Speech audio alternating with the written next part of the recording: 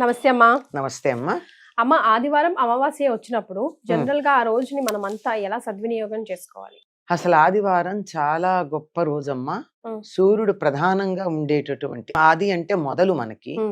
ఆ వారాలన్నీ కూడా వారాల పేర్లన్నీ చూడండి, అన్ని గ్రహాల పేర్లే ఉంటాయి కదా. అవునమ్మా. సోమవారం చంద్రుడు, మంగళవారం కుజుడు, బుధుడు, గురుడు, శుక్రుడు, శని అన్ని వాళ్ళ పేర్లేగా. ఆదివారం కూడా భానువారం అంటాం. భానువారం అంటే సూర్యుడు మొదటిది అనే ఉద్దేశంతో ఆదివారం అంటూ ఉంటాం. ఎందుకంటే ఆ రోజు తప్పనిసరిగా ఆ గ్రహం యొక్క ప్రభావం అధికంగా ఉంటుంది మనుషుల మీద, ప్రకృతి వాతావరణం అంతా కూడా. ఇది ఎంత శాస్త్రీయం అంటే ప్రపంచంలో ఏ ప్రాంతంలో వాళ్ళైనా వాళ్ళ భాషల్లో వారాలకి ఈ పేర్లే ఉన్నాయి. ఇంగ్లీష్ లో కూడా ఇవే పేర్లు కదా. SUN Sunday, Mann moon day, అట్లా అనమాట. సాటర్న్ సాటర్డే, అట్లా ఈ గ్రహాల పేర్లే ఉన్నాయి. ఎందుకు ఈ పేర్లు ఇలా పెట్టారు? భాష మారింది గాని విషయం మారలేదు కదా. ఎందుకు అంటే సూర్యోదయ సమయంలో ఏ హోర ఉంటే, హోర అన్నదే దరిదాపుల్లో ఇంగ్లీష్ లో అవర్ అన్న పదం వచ్చింది. HORA HOUR hour. ఏ హోర ఉంటే, ఏ గ్రహానికి సంబంధించిన హోర సూర్యోదయ సమయంలో ఉంటే ఆ రోజంతా ఆ గ్రహం ప్రభావం అధికంగా ఉంటుంది. సూర్యోదయ సమయంలో ఆదివారం నాడు ఏ హోర ఉంటుంది, దీన్ని బట్టి సూర్యుడిది ఉంటుంది. సూర్యుడి ప్రభావం. సూర్యుడు ఎవరు? ఆరోగ్యకారకుడు. ఆరోగ్యం భాస్కరాదిచ్చేత అన్నారు. ఆరోగ్యం ఎవరి వల్ల వస్తుంది? సూర్యుడు ద్వారానే వస్తుంది. అంతే కదండి. మన దేశంలో సూర్యకాంతి బాగా ఉంటుంది గనకే ప్రపంచం అంతా గిజగిజలాడినటువంటి సమయంలో కూడా మన దేశంలో ఆ వ్యాధి యొక్క ప్రభావం అధికంగా లేదు. మనకి ఉండాల్సినంత లేదు. కారణం ఏంటంటే సూర్యకాంతి. సూర్యుడే ఎనర్జీకి కారణం.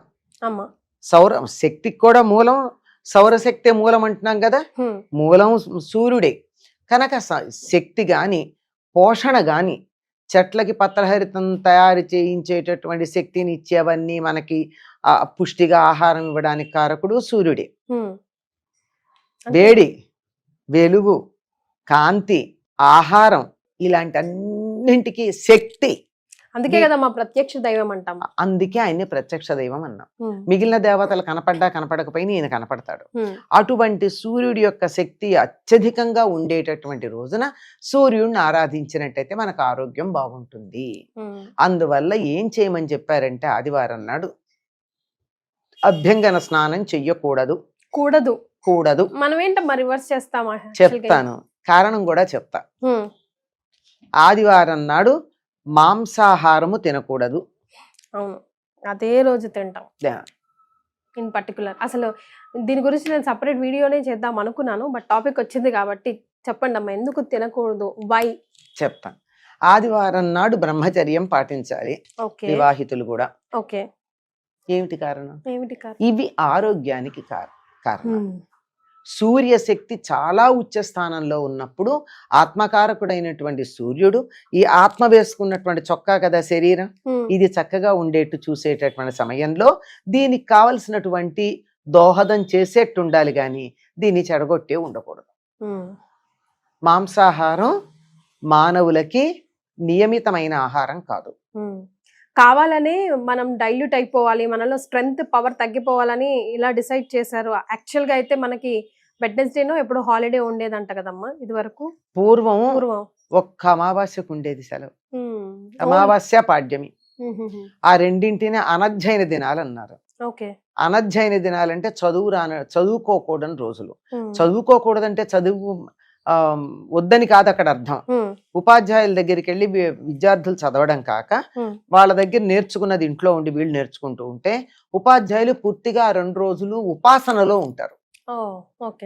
వాళ్ళకు కూడా ఉపాసన చేసుకోవాలి. 24 గంటలు చెప్పడమేనా, వాళ్ళు కూడా జపాలు తపాలు అవన్నీ చేసుకుని శక్తి పుంజుకోవాలి కదా. దానికి సంబంధించిన రోజు అమావాస్య నాడు పట్టెక్కువ ఉంటుంది దేనికైనా. ఎందుకంటే అమావాస్య నాడు సూర్యుడికి ఎక్కువ శక్తి, పూర్ణిమ నాడు చంద్రుడికి ప్రధాన శక్తి ఎక్కువ ఉంటుంది, అమావాస్య నాడు సూర్యుడికి ఎక్కువ ఉంటుంది. అందుకే ఎప్పుడైనా సూర్యగ్రహణాలు అమావాస్యకు వస్తాయి తప్ప వేరే సమయాల్లో రావు.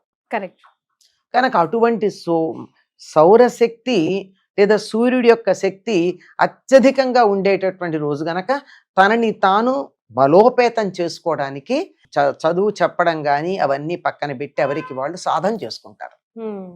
మీరు గమనించి చూడండి, అమావాస్య నాడు మీరు పూజకు గాని ధ్యానానికి గాని కూర్చుంటే చాలా తొందరగా కాన్సన్ట్రేషన్ కుదురుతుంది, డైవర్షన్ తక్కువ ఉంటుంది. అందుకని ఆదివారం సూర్యుడికి సంబంధించింది, అమావాస్య సూర్యుడికి సంబంధించింది. ఈ రెండు కలిసి వచ్చినప్పుడు ఆరోగ్యానికి సంబంధించిన నియమాలు బాగా పాటిస్తే బాగుంటుంది. సో ఆ అమావాస్య రోజు అస్సలు చేయకూడని పనిలో మొట్టమొదటి తలంటు స్నానం చేయకూడదు, అమావాస్య కానీ ఆదివారం కానీ, అండ్ నాన్ వెజ్ తినకూడదు. అట్లీస్ట్ నాన్ వెజ్, దాంపత్యం, అది బ్రహ్మచర్యం పాటించాలి. ఇవి పాటించినట్టయితే ఆరోగ్యం బాగుంటుందమ్మా. వేరే విషయాలన్నీ పక్కన పెట్టండి, మనకు ఆరోగ్యం కావాలనుకుంటాం కదా. 4 రోజులు బాగా ఆనందంగా ఉండాలంటే ఆరోగ్యం ఉండాలిగా. ఈ ఒక్కరోజు నియమం పాటించండి. కానీ మనకి ఈ మొత్తం కూడా మన శక్తి క్షీణించడానికి కారణమైనటువంటి ఈ 3 పనులు ఆదివారమే చేస్తున్నాం. ఆదివారం సెలవు గనక అభ్యంగనం, ఒంటికి నూనె రాసుకోవడం, నలుగులు పెట్టుకోవడం, తలంటు పోసుకోవడం, ఇవన్నీ చేసేస్తాం. ఈ రోజు మిగిలిన రోజుల్లో అంత కుదరదు గనక మాంసాహారం తినే వాళ్ళంతా రోజు మాంసాహారమే తింటారు. లేదు తింటారు కానీ ఇంట్లో వండని వాళ్ళు చాలా మంది తయారయ్యారు ఈ మధ్య. అని మా ఇంట్లో మేము తినమండి అంటారు, కానీ బయటకు వెళ్ళి ఇంట్లో తినరు. చాలా జాగ్రత్తగా అబద్ధం ఆడరండి. మా ఇంట్లో తినమండి, ఇంట్లో తినరంటే వాళ్ళ కుటుంబంలో ఎవరు తినరు అనుకున్నాను నేను.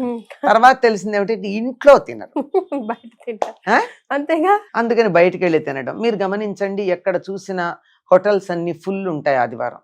అవునమ్మా.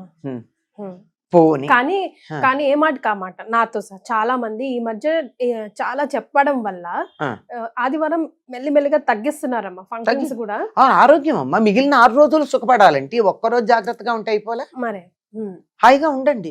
నేను చాలా విన్నాను ఆదివారం తినకూడదంట చెప్పారు. అందుకే ఈసారి నేను చాలా విన్నాను, తగ్గిస్తున్నామని చాలా విన్నాను. కానీ మంచి డ్రాస్టిక్ చేంజ్ కదమ్మా. చేసాం, చెప్పగా ఎందుకే చెప్పాలమ్మా. మీ పేరే తీసుకుంటారు కూడా. అనంతలక్ష్మి గారి వీడియోస్ చూసాము, తినకూడదంట, అసలు ఆదివారం ఒక్కరోజు తినకపోతే సస్తామా అనే వాళ్ళు కూడా ఉన్నారమ్మా. అసలు ఇంకో సంగతి తెలుసా అమ్మా, మాంసాహారం తీసుకునేటటువంటి వాళ్ళు కూడా, నాన్ వెజిటేరియన్స్ అని ఎవరినైతే అంటామో వాళ్ళు కూడా ప్రతిరోజు తినరమ్మా నాకు తెలిసి. ప్రతిరోజు తినరు, వారానికి 1 రోజో 2 రోజులో తింటారు అంతే.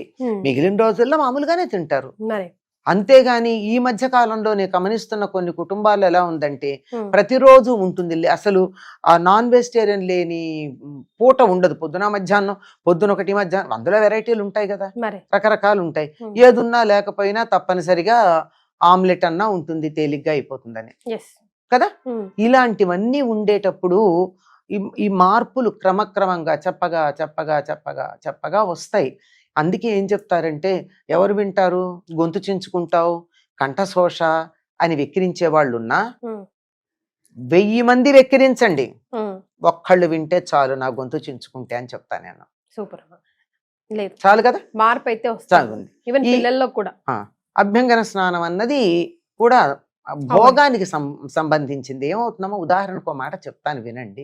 చక్కగా బాగా ఒంటికి నువ్వుల నూనె రాసుకుని అరగంట నాని ఎక్సర్సైజ్ చేసి తలకంతా నూనె పెట్టుకుని చాలా సేపు ఉండి ఎప్పుడో మధ్యాహ్నం కొంచెం ఆలస్యంగా స్నానం తలంతా రుద్దుకుని వేడి నీళ్ళతో తలంటి స్నానం చేసి వచ్చి బరువుగా నాన్ వెజిటేరియనో లేకపోతే వెజిటేరియన్సే కొంచెం హెవీగానో తిని కూర్చోండి, ఎలా ఉంటుంది? ఇంకేముంది, ఇంకా ఆ రోజు అయిపోయిందా, ముద్దపప్పు లాగా అక్కడి నుంచి అయిపోతారు కదా. అలా కాకూడదు. ఎందుకంటే ఈ రోజు నీ ఆత్మశక్తిని పెంచుకునే రోజు. సూర్యుడు నీ ఆత్మ మీద ప్రభావం చూపిస్తాడు. ఈ రోజు నువ్వు నిన్ను అభివృద్ధి చేయించుకునే రోజు. నీ అభివృద్ధి ఆగిపోయింది, మరి ఇంకేమిటి? నీకు సంకల్ప శక్తి ఎక్కడా, స్ట్రాంగ్ విల్ ఎక్కడా? ఇది చేద్దాం అనుకుంటే దాని మీద నిలకడ ఉండగలిగినటువంటి మనస్సుకి గట్టితనం ఎక్కడా? అన్ని పోయినాయి కదా, చచ్చు మొహాల్లా తయారవుతాం. అందువల్ల ఆనాడు తప్పనిసరిగా పాటించాల్సింది ఇది. అందులో ఆదివారం కలిసి వచ్చింది అనుకో, ఇంకా జాగ్రత్తగా ఉండాలి. అమావాస్యకి సూర్యశక్తి ఎక్కువ అని చెప్పుకున్నాం కదా, తప్పనిసరిగా చేయడం. అందులో అమావాస్య అనగానే ఉండేది ఇంకొకటి ఉందమ్మా, అమావాస్యకి పితృతిథి అని పేరు. పితృదేవతలకి తర్పణాలు ఇస్తారు ఇప్పటికీ సంప్రదాయం తెలిసిన వాళ్ళు. స్నానం ప్రతి చేసి అమావాస్యకి. ప్రతి అమావాస్యకి తప్పనిసరిగా స్నానం చేసి తడి బట్టలతో తర్పణాలు ఇచ్చి వీలైతే ఒక బ్రాహ్మడికి పిలిచి భోజనం పెట్టుకుని, అంటే పితృదేవతల్ని తలుచుకుని అలా చేసేవాళ్ళు కూడా ఉన్నారు. అంత కాకపోయినా కనీసం తర్పణాలైనా ఇస్తారు. మగవాళ్ళు అయితే నువ్వులు దగ్గర పెట్టుకుని ఇస్తారు. ఆడవాళ్ళు నువ్వులు దగ్గర పెట్టుకోకపోయినా కనీసం నీళ్ళన్నా పితృదేవతలకు ఇవ్వడం అన్నది ఉంటుంది. కనుక పితృదేవతలకి పితృకార్యాలు చేసినప్పుడు ఎన్ని నియమాలు పాటిస్తాం? ఆ రోజు మాంసాహారం తినము, మసాలాలు, ఉల్లిపాయ, వెల్లుల్లిపాయ లాంటి తామసిక ఆహారాలు తినం. తమో గుణాన్ని పెంచుతాయి ఇవన్నీ. అవన్నీ తినం. సాత్విక ఆహారం తింటాం, ఒక్కపూటే భోజనం చేస్తాం. పితృకార్యాలు చేసేటప్పుడు తలంటి పోసుకోరు కదా, తల స్నానం చేస్తారు. రెండిటికి తేడా ఉంది, తలంటికి తల స్నానానికి. తలంటి అంటే నూనె రాచుకుని అభ్యంగన స్నానం చేయడం. తల స్నానం అంటే ఉన్నవాళ్ళు ఉన్నట్టుగా ఒంటి మీద పోసుకున్నట్టు నెత్తి మీద నీళ్ళు పోసుకోవడం. ఈ రెండింటికి చాలా తేడా, చాలా మందికి తేడా తెలియదు. అవునమ్మా, మనం దీని మీద ఒక వీడియో చేద్దాం. మనం చేసిన వీడియో ఎంత బాగా వెళ్ళిందంటే చాలా మంది నాకు రెస్పాన్స్ కూడా ఇచ్చారు. తలస్నానం, అభ్యంగన మాకు తేడా ఉందమ్మా, రెండిటికి ఇన్నాళ్ళు తేడా తెలియదు అని గబగబా లోపలికి వెళ్ళి స్నానానికి వెళ్ళిన వాళ్ళు కూడా, అయ్యో నేను ముత్తైదువుని కదా, అభ్యంగన స్నానం చేయాలి కానీ తల స్నానం చేయకూడదని బయటకు చుక్క నూనె, నామక ఇంత నూనె పెట్టుకుని వెళ్ళి స్నానం చేశాము అని చెప్పిన వాళ్ళు నాకు పదుల సంఖ్యలో ఉన్నారమ్మా. అవునమ్మా, అంటే నాతో ఎదురుపడి చెప్పిన వాళ్ళు. సో ఆదివారం అమావాస్యని ఇలా సద్వినియోగం చేసుకుంటే అమ్మకి కాదు, ఎవరి శరీరం వాళ్ళకి ఉపయోగపడుతుంది. నాకే ఉపయోగం లేదమ్మా, అందరికి నాకు ఉపయోగం వల్ల 10 మంది బాగుపడ్డారన్న తృప్తి తప్ప ఇంకేం లేదు, అంతకన్నా ఇంకేం లేదు. వీలైనంత వరకు ఆరోగ్యాన్ని పెంపొందించుకోండి. శారీరకమైన ఆరోగ్యంతో పాటు మానసిక ఆరోగ్యం, ఆత్మ గట్టిపడడం, ఈ వీటికి సంబంధించింది కనుక అది పెంపొందించుకుందాం. చాలా సంతోషం అమ్మా, ధన్యవాదాలు.